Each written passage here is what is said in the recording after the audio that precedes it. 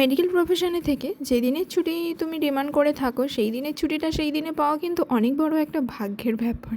আজ ছিল ভোটের একদিন আগের দিন, তো এখন আমি আছি ডিউটিতে, এই যে সবে চেঞ্জ করে বেরোচ্ছি। আর আমি প্রত্যেক দিন সোনারপুর টু ক্যানিং লোকাল যে ট্রেনটাতে যাই সেটাতে মোটামুটি শুয়ে বসেই যাওয়া যেতে পারে, মানে এরকমই থাকে। বাট আজকে জাস্ট দেখো ভিড়টা, মানে আমি তো সিট পাইনি, দাঁড়িয়ে দাঁড়িয়ে যাচ্ছি আমি ক্যানিং যাওয়ার কারণ আমি আজকে যাচ্ছি আমার গ্রামের বাড়ি ভোটের উদ্দেশ্যে।